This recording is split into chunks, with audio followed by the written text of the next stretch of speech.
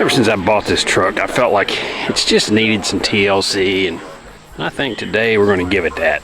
So, got a few items that need to be put on this thing. So maybe by sometime this afternoon, maybe tomorrow morning, it'll look a little different. Which, I don't know what the brakes look like. I figured they probably need to be replaced.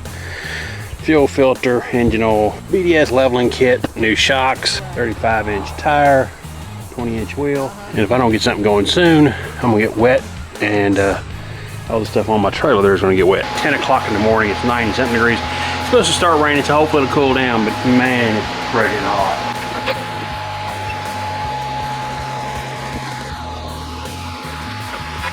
There's the jack. Center of the axle. You can see this side's a little higher. I'm a little off. That's all right. But the other side's off the ground too. And you want to put it right behind this arm. All right, this one's all the way up. I'm gonna lift the other side. Probably let that jack down and then scoot the jack over and make that side match this one. All right, so front end of this thing's in the air. Like I said, jack stands, I'm gonna put a little weight on them. Try and split that with the jack. I'll take these front wheels off.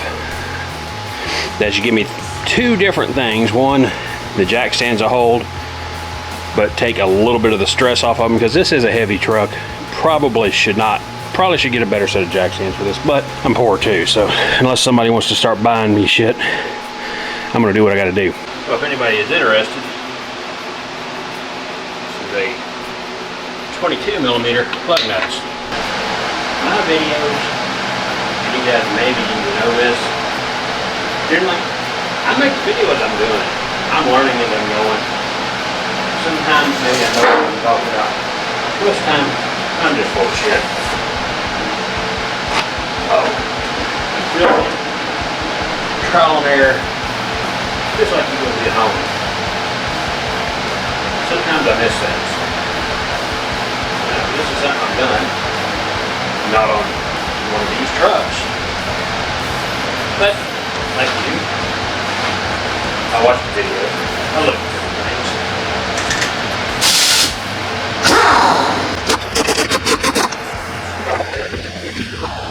To be honest with you, the brakes look great.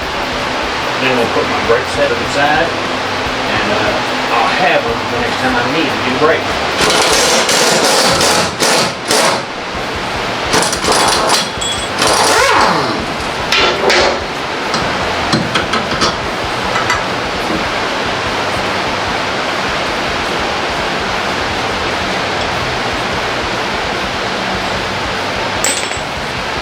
21 mil.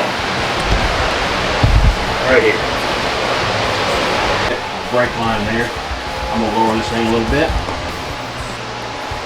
See what happens. Keep an eye on this. And tell me if it becomes an issue.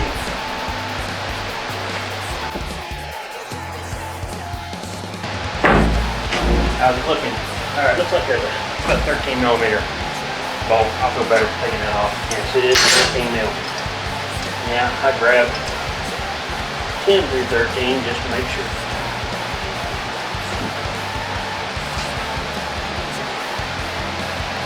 This one's still a little tight.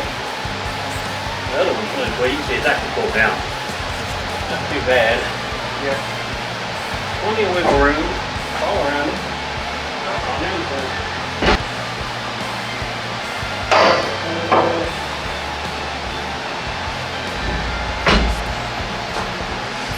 On the jack, still got plenty of wiggle room.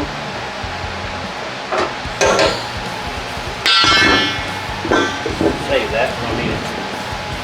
That alignment, those are in good shape.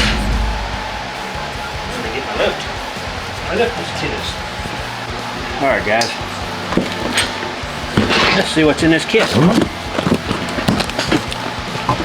Oh goodness, there's instructions. What? Shit, I should have opened it. Inch beveling. Yeah, it tells you to take this stuff all loose and all kinds of crazy. I'm not. Nope. Wait a minute. What is that? Ah! It's got the extended bump stops. Okay. There's that. 2 bolts. And you see they're kind of offset here too. We'll put that right there.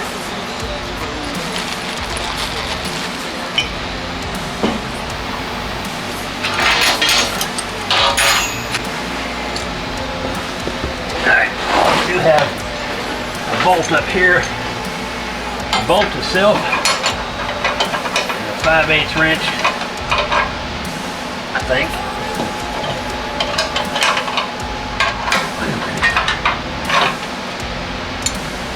Oh shit, I grabbed 9/16. The bolt fits 5/8. The nut, 11/16. Now I call it 35 foot-pounds of torque, and I generally really like to torque everything to a specification, but to be honest with you, I can't get my wrench in there to torque this. And since it's a lock nut anyway, at 35 foot-pounds is kind of a, I think they're for legal reasons.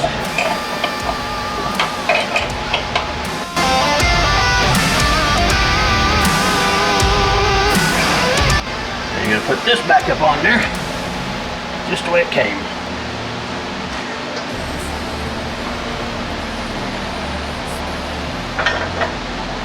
The jack is almost all the way down. I'll go ahead and drop it just a little bit so it can work.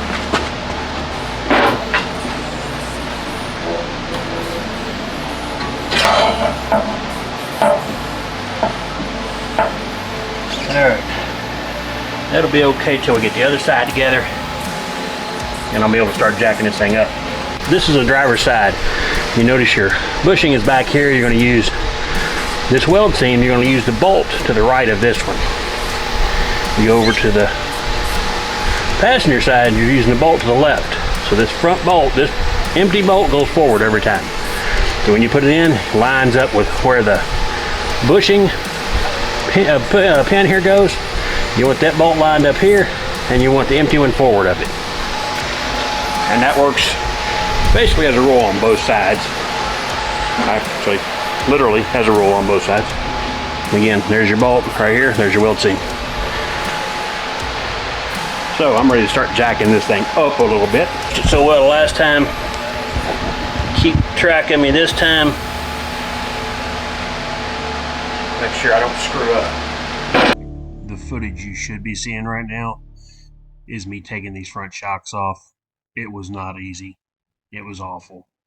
I ended up having to grind flat spots on the shaft to run the shocks to get these old ones off. The 9mm should be an 18mm nut with a 9mm stud on the end of it. The 9mm wrench would not go on that stud, and the 18mm nut fought me the entire time. So pipe wrench and vice grips and cussing and R-rated, you wouldn't be able to watch it anyway.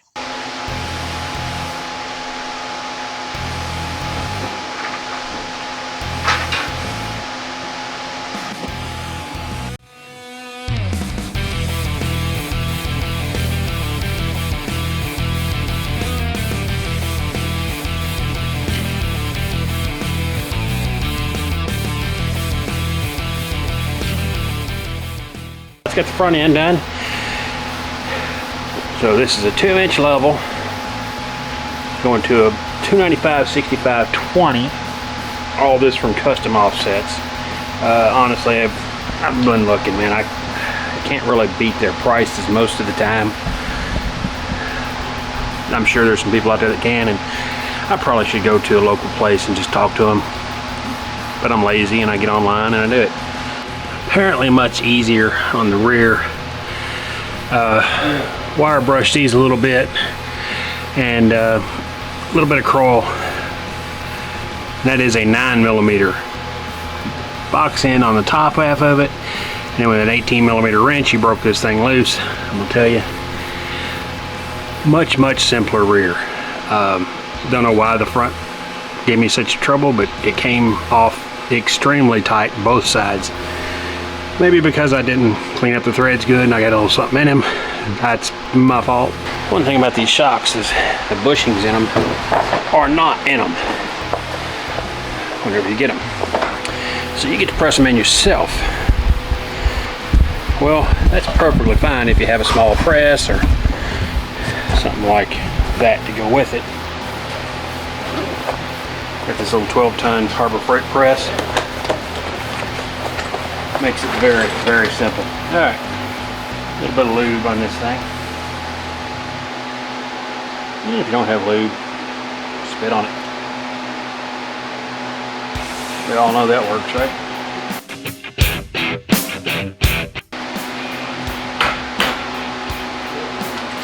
Pop that out there. Again, press makes it much simpler.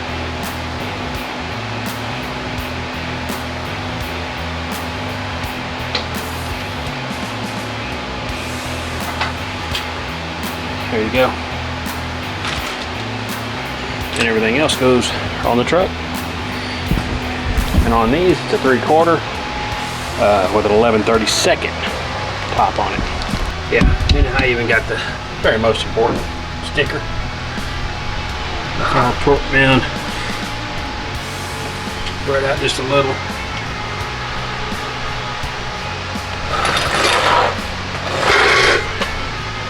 That last wheel put on it. See what this thing looks like. Alright, might not have said it, but on the rear you've got these little jewels.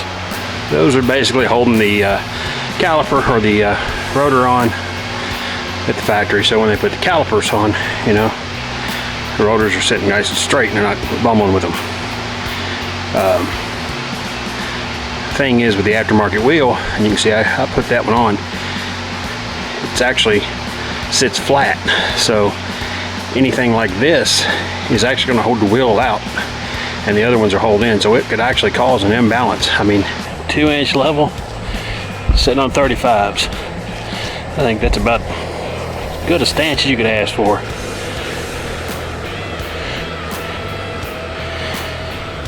Now to clean it up, fix a few of the blemishes on the body and get the oil changed. Maybe do some of those steps.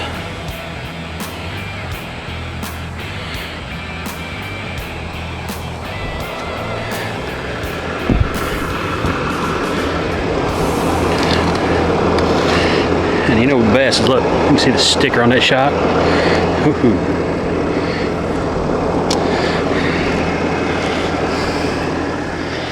Yeah, you don't ever wash your truck right before, but I did spray this one off at least. But you can see everywhere I touched it. I'm sweating and carrying on.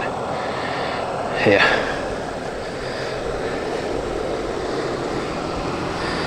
Touch up that front end. Get a good wash wax on this thing. Yeah, I'm digging it.